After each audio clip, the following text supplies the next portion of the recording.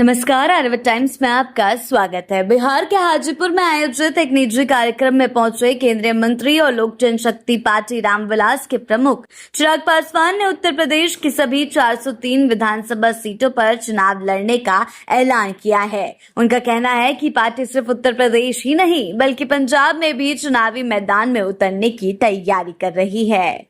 उत्तर प्रदेश में चुनाव लड़ने को लेकर चिराग पासवान ने कहा कि जब मैं उत्तर प्रदेश में पंडित से लेकर पासवान की बात करता हूं तो ये वो ब्रैकेट है जिसके बीच हर जाति, धर्म और समुदाय के लोग समाहित हो जाते हैं।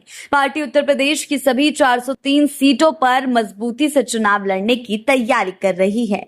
सिर्फ यूपी ही नहीं, मैं परसों पंजाब भी जा रहा हूँ। स्वर्ण मंदिर में मत्था टेक कर विधिवत चुनाव प्रचार की शुरुआत करेंगे। उन्होंने आगे कहा कि उत्तराखंड की राज्य इकाई ने भी वहां चुनाव लड़ने का प्रस्ताव दिया है। बिहार से शुरू हुआ पार्टी का विस्तार झारखंड और नागालैंड, जहां पार्टी के विधायक हैं, के बाद अब उत्तराखंड, उत्तर प्रदेश और पंजाब तक पहुंच रहा है। उत्तर प्रदेश के मौलाना जर्जिस के बयान पर प्रतिक्रिया देते हुए चिराग पासवान ने कहा है कि धार्मिक भावनाओं का सम्मान होना चाहिए, लेकिन किसी की आस्था को ठेस पहुंचाना बर्दाश्त नहीं किया जा सकता। उनका कहना है कि मुझे नहीं पता कि वो किस तरह की सोच रखना चाहता है। धार्मिक भावनाओं का सम्मान होना चाहिए। ऐसी भाषा का इस्तेमाल कर किसी की आस्था को ठेस पहुंचाना कतई सही नहीं है। उन्होंने आगे कहा कि चुनाव नजदीक हैं, इसीलिए इस तरह के विभाजनकारी सोच वाले कई बयान सामने आएंगे। ऐसे बयानों पर ध्यान देने के बजाय सभी को 2047 तक विकसित भारत के संकल्प पर ध्यान देना चाहिए। उनका कहना है कि ये तभी संभव है जब बिहार, उत्तर प्रदेश, पंजाब और देश का हर गांव और जिला विकसित होगा।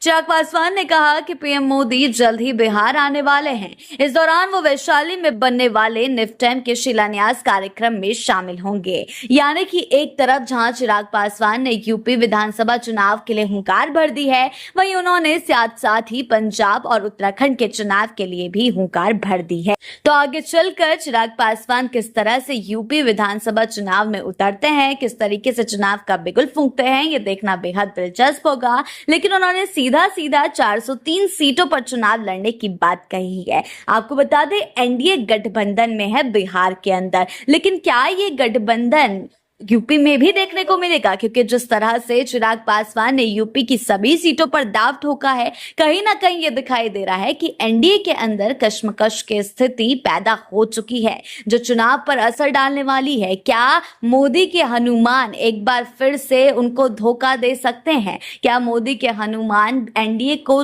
समर्थन ना करके अपना अकेले चुनाव प्रचार प्रसार करेंगे? क्या मोदी के हनुमान बीजेपी को टक्कर देंगे? ये देखने वाली बात होगी कि क्या चिराग पासवान योगी के सामने कोई चुनौती खड़ी कर पाएंगे या फिर सिर्फ एक प्रेशर पॉलिटिक्स का दाव उनकी तरफ से खेला गया है। आगे के अपडेट्स के लिए जुड़े रहें आर्यवत टाइम्स के साथ ही हमारे चैनल को सब्सक्राइब करें और हमारी फेसबुक और वेबसाइट के साथ भी जरूर जुड़ें।